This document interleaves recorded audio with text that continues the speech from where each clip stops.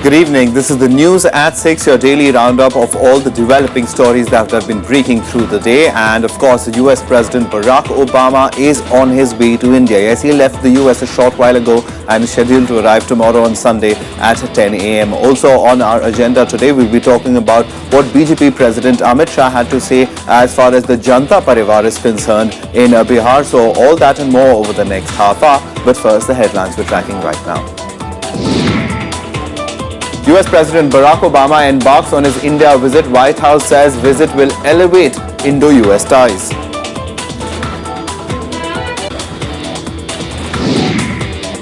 President Obama cancels his visit to the Taj Mahal in Agra. The Obamas to fly to Saudi Arabia instead to meet the new king. Aam Aadmi Party convener Arvind Kejriwal replies to the Election Commission notice, says he never prodded anyone to accept bribes.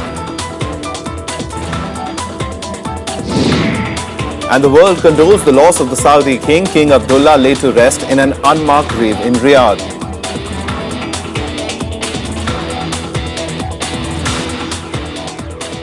Well, a big story today, of course, is the American president who is on his way to India. US President Barack Obama, along with wife Michelle and a host of high-level dignitaries, left on Air Force One this evening. And at 10 a.m. on Sunday morning, Obama would be landing in Delhi, with the White House saying that the visit is all set to elevate Indo-US ties. All eyes are now on what Indian Prime Minister Narendra Modi and American President Barack Obama finally agree upon. We decided to put a little bit of an agenda together for you, what is in the offing as far as that meeting is concerned. So let's have a look at that story.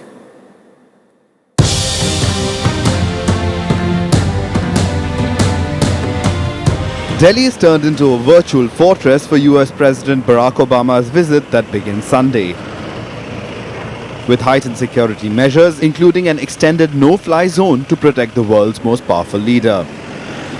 Obama will be the first sitting US president to visit India twice, and the first to be chief guest at India's showpiece Republic Day military parade.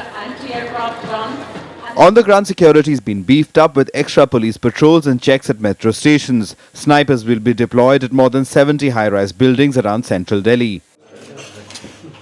Obama's visit to India and trips by John Kerry and other US senior officials aim to woo India as a strategic partner and to win greater access to the vast Indian market. Also in the offing are step-up in ties in the areas of defense and infrastructure. I do think that we'll continue to see extraordinary increases on the defense side, as the 49% FDI indicates, but also as the two countries are working even more closely together on addressing issues of, for example, the transfer of sensitive technologies, but also, the investment potential. So that will be quite large. Really, it's a limitless opportunity when you talk about all of the infrastructure development. Smart cities is obviously a huge sweet spot for US companies. Efforts are also on to minimize differences on nuclear trade ahead of Obama's visit. But India ruled out a change in its liability law that has been touted by the US as a hindrance in moving forward. Nuclear is an important issue for us. There are a host of elements that are being discussed, and we're looking forward to utilizing nuclear as a major element in our energy mix, and hope we can work towards that effectively with our close partner, the United States. Releasing a statement before the US president embarks on his visit, the White House said that there could be a substantive shift in the Indo-US strategic partnership. Bureau Report, Rajya TV.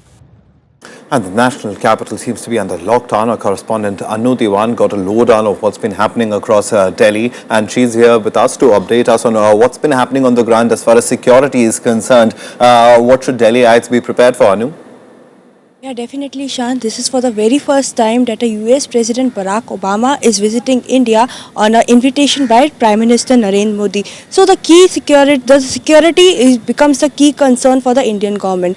Already the thousands of security personnel have been deployed in the overall capital, and also the many thousands of CCTV cameras have been installed. Also, Ishan, I would like to tell the US President Barack Obama will be provided with 7 layers of security, which include American Service Security Security NSG Commando, SPG, Delhi Police along with Haryana Police and the Army will be looking after their security. The sniffers dogs are at their place, and the hotel in which Barack Obama will be staying is already under the control of the American security services, with all the sniffers dogs are also looking at the sniff if they found out any trouble. So the security in the capital, the roads have been blocked, traffics have been diverted, metro stations will be shut down from tomorrow onwards when the President Obama arrives in the capital. Yeah. All right, Anu, we leave it over there. So, of course, Anu reminding all of us that as far as the Delhi is concerned, in the national capital, especially in the area around the central Delhi, the Lutyens zone area, that would be really off for the ordinary Delhiite, and but one should be really prepared as far as travel arrangements are concerned. But thanks very much, Anu, for giving us that update. All right, staying with the American president's visit, his scheduled trip to Agra has been cancelled though. The President and First Lady Michelle Obama were scheduled to visit the Taj Mahal on Tuesday, that's the 27th of January, but they will cut short their India visit to fly to Saudi Arabia to condole the death of King Abdullah. Elaborate security arrangements had been made for the Obama's Agra trip, but the American security team has now left Agra. Hundreds of cleaners has been hired to spruce up the Taj Mahal in preparation for their arrival. An intense ground-to-air paraphernalia was also put in place to ensure that there is no untoward incident during the visit of the world's most guarded leader. CCTV cameras were installed along the route from the Keria airport to the Taj Mahal, a distance of about 11 kilometers. The Obama had planned to go to Agra to see the Taj Mahal during their first visit in 2010, but at that time they also couldn't do so. The program has been cancelled. Reason specify अभी नहीं किया गया, but I can assure you कोई भी local reason इसका नहीं है. उनकी जितनी भी concerns थी, जो US की टीम यहाँ थी, उससे निरंतर बात चल रही थी. कोई भी local concern नहीं है. And protests against the US President Barack Obama's visit erupted today, with the left party saying the proposed defense agreements between the two countries will hurt India. They're specifically against the renewal of the 2005 Defense Framework Agreement. Trivandrum, Vishakhapatnam, Kolkata and Patna. The left parties staged protests across the country against the planned agreements in defense and other areas during President Obama's India visit. The left parties are opposed to the renewal of the Defense Framework Agreement of 2005 for another 10 years. They claim that the agreement is pro-US and hurts India's interests. हमारा सबसे ज़्यादा विरोध इस सैन्य गठबंधन पर है, जो डिफेंस एग्रीमेंट 10 साल के लिए और बढ़ाने के लिए फैसला लिया जा रहा है. इससे अगर ये समझौता लागू होता है तो हमारे देश अमेरिका के एक मिलिट्री एलाई बनेगा. जिस तरह अमेरिका के दूसरे नेटो एलाइज है, उसी दर्जे पर हम जाएंगे और हमारे स्वतंत्र आधार जो है विदेश नीति का, हमारे रणनीति का, वो खत्म हो जाएगा. Left parties are also apprehensive that the US will put pressure on India to dilute its nuclear liability law. The law states that the responsibility in case of a nuclear accident lies with the supplier and not the operator. आश्चर्य की बात यह है कि ये कानून पास करने में भाजपा ने पूरी तरह समर्थन किया था पार्लियामेंट में, और वही लोग अभी इस कानून को कमजोर करने के लिए, डाइल्यूट करने के लिए काम कर रहे हैं. The left parties also believe that the US could pressurize India to change the laws regarding patents and intellectual property rights. This will benefit American multinational companies, and the price will have to be paid by Indian pharmaceutical firms. Shamsundar's report for Rajya Sabha TV. All right, and the left parties are planning a major round of protests. In fact, this was witnessed last time around when Barack Obama had come down. At that point of time, the left parties also had demonstrated at Jantar Mantar, and this time around, they're planning agitations as well. I remember the left parties have been traditionally opposed to the 2008 nuclear deal that was then struck by the UPA government, and had in fact quitted the government over that particular deal. Our correspondent Sham Sundar has been tracking all these developments, and Sham, the left for now seems to be getting more fodder for their agitation. The left really not having the political presence as it perhaps used to, and therefore this is perhaps just fresh ammunition. Well, as far as US is concerned, left is always opposed to any kind of defense relationship with the US, and they have always protested, and especially when nuclear deal happened, they withdrew support from UPA government, and now they are saying that the present government is trying to dilute nuclear liability clause, which was passed by Indian Parliament, and BJP supported that law in the Parliament. But now, under the US pressure, present government is considering to dilute that law, because US companies, they want to supply equipments for nuclear power plants in India, but because of that law, these companies are scared, because in the case of any accident, these companies are liable to pay huge damages to India. So left parties are saying that they have apprehension that BJP government in the center is planning to dilute this law under US pressure, and then left parties are opposing 2005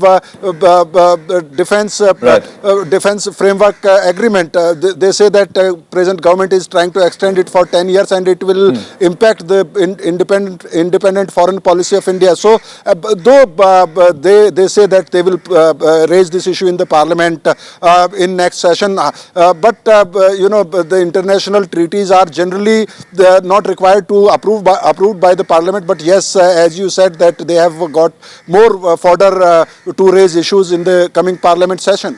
Absolutely, Shyam. Thanks very much for that update. Shyam, of course, will be keeping a track of the big political developments as they happen when US President Barack Obama visits India. Of course, not all exuberance around. There is some bit of concern as well. But Shyam, thanks very much for that update. On that note, we'll take a very quick break right now. But coming up on the other side, we'll be talking about the latest in the Delhi elections. More on that on the other side.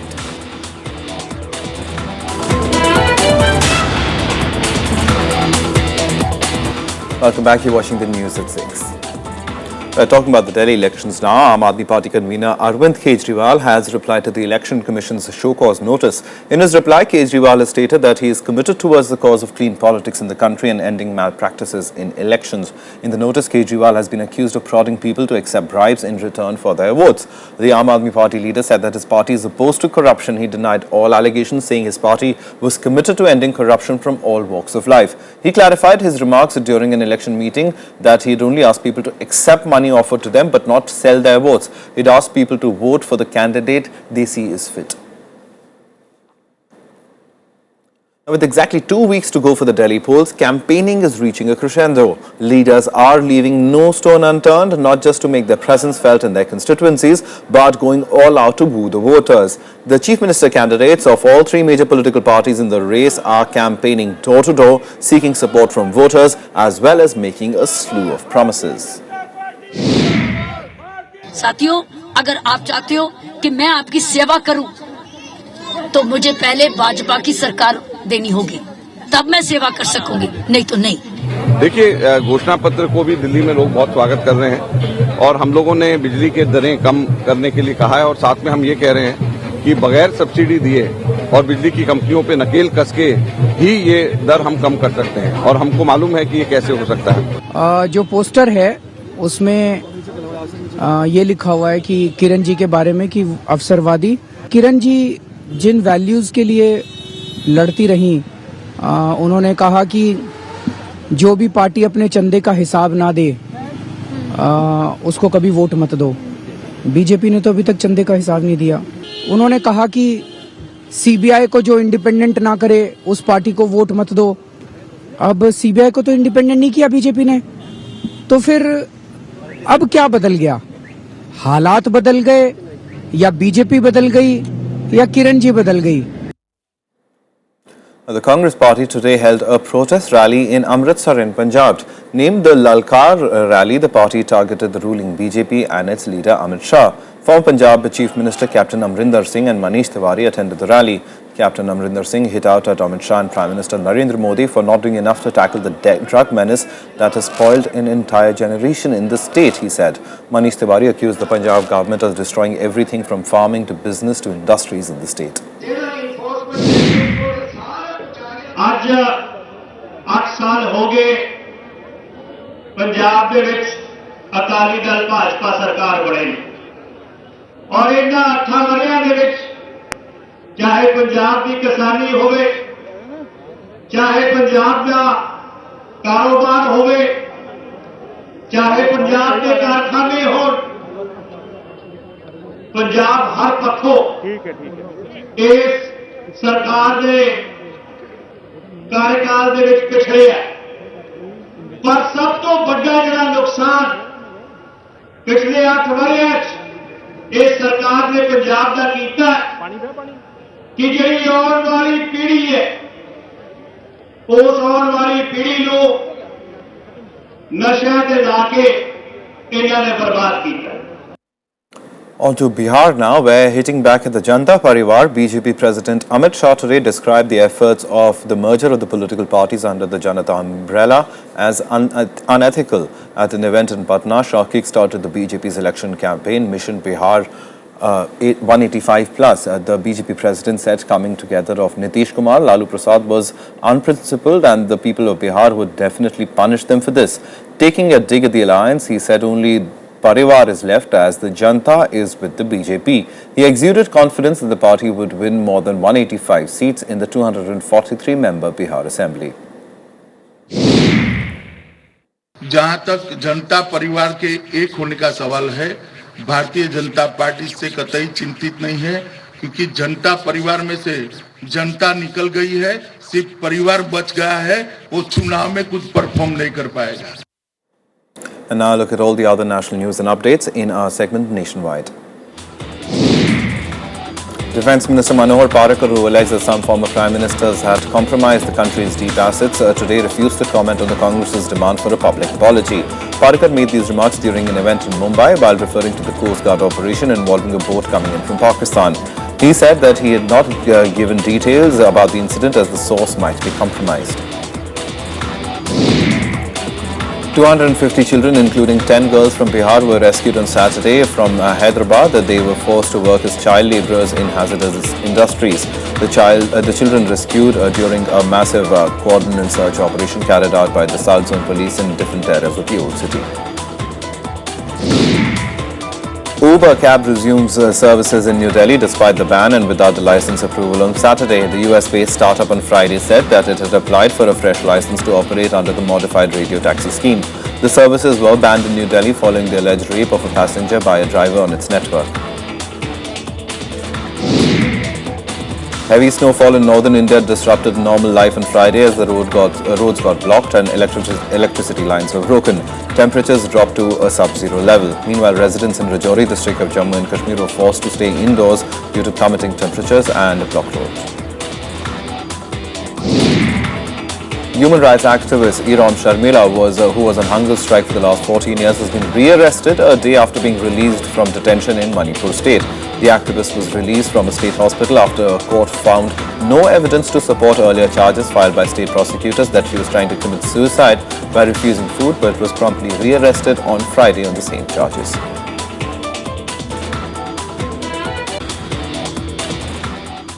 Right, we'll slip into a very quick break right now, but lots more coming up on the other side, so stay tuned.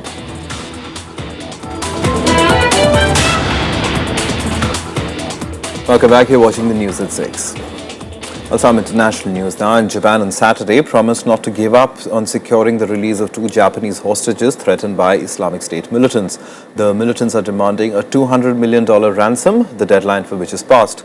Militants affiliated with the Islamic State group posted an online warning on Friday that the countdown has begun for the extremists to kill the 2 Japanese hostages. The extremists had given Prime Minister Shinzo Abe 72 hours to pay the ransom. Meanwhile, Abe has ordered his government to make every effort to secure their safe release. However, sources said that the Japanese diplomats had told the families of the 2 captives prior to the video's release that no ransom would be paid.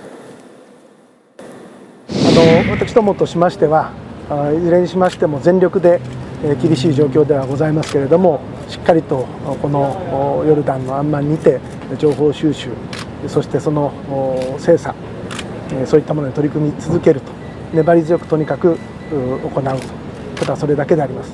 As the World Economic Forum drew to a close in Davos, world leaders flocked together to raise their voices against terrorism. US Secretary of State John Kerry encouraged the international community to step up efforts to fight Islamist extremists. However, he also called on the world to resist blaming Muslims for the violence of a few committing violence in the name of Islam. Reiterating that the fight against terrorism would be unrelenting, Kerry spoke about the horrific activities of the Boko Haram, Islamic State and the Al-Qaeda. Earlier, French President François Hollande also talked about the consequences of extremism in context of the Paris attacks that killed 17 people. Kerry also announced a weekend visit to Nigeria in the fight against terrorism. There are no grounds of history, religion, ideology, grievance, psychology, politics, economic disadvantage, or personal ambition that will ever justify the murder of children, the kidnapping and the rape of teenage girls, or the slaughter of unarmed civilians, whether for ideology or for some false religious assertion. None. Well, time now to get you all the other international news and updates in Global Buzz. US Secretary of State John Kerry and Iranian Foreign Minister Javad Zarif discussed the latest developments about the nuclear deal negotiations between Iran and the P5+1 group of countries on Friday during their fifth meeting in Davos. During an hour-long meeting, the two sides discussed the need to speed up nuclear talks and also exchange views on technical issues. 4 more bodies were recovered from the fuselage of the crashed AirAsia Flight 8501. Indonesian divers in renewed efforts to lift the fuselage of the aircraft from the sea floor. The 4 bodies recovered today were found near the fuselage. This recovery brings the total number of bodies to 69.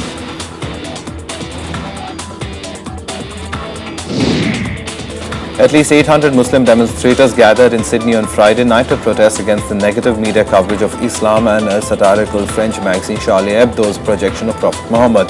The rally was organized by an Islamic group. The protesters chanted and held up placards with the slogan, Yesu Muslim, which means I am Muslim.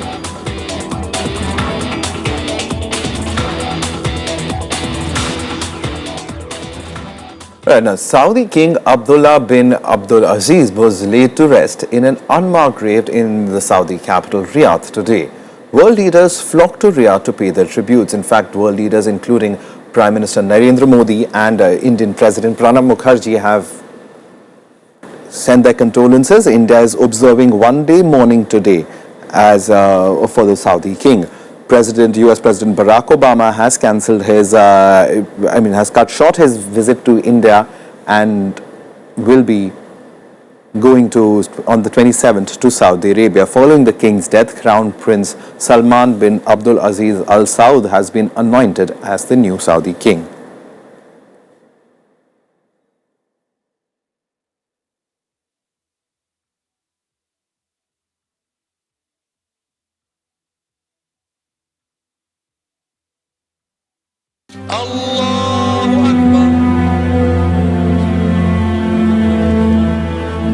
Saudi Arabia's King Abdullah, one of the richest men in the world, was laid to rest in Riyadh, not surrounded by opulence but taken to an unmarked grave covered in a simple white shroud, in keeping with local religious traditions.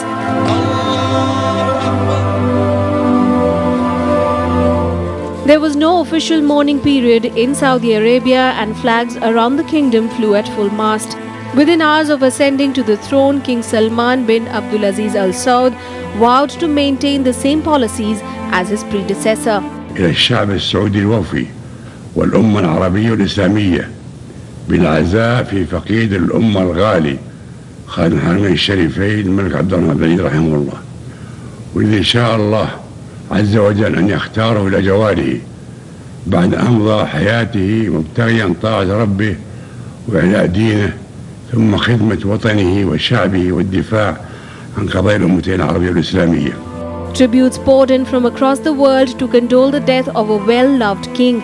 British Prime Minister David Cameron, French President François Hollande and US Vice President Joe Biden, along with other prominent leaders, took part in official ceremonies. US President Barack Obama has also shortened his 3-day trip to India and will now fly to Saudi Arabia on Tuesday to meet the new king. The President, as articulated in his statement last night, expressed his deepest sympathies and condolences to the family of King Abdullah and to the people of Saudi Arabia. the president enjoyed a genuinely close and warm friendship with the late king. Well, I think it was a good news that the new king was chosen very quickly. I think that would stabilize Saudi Arabia and the region. And of course, we're looking forward to build much warmer relations with Saudi Arabia. I think Iraqi government is eager to build a very good relationship. King Abdullah ascended the throne in 2005 but had been Saudi Arabia's de facto leader for 10 years before that, making princes pay their own mobile bills and giving women their first ever seats in the high-level consultative council. Well, that's it from us. Goodbye.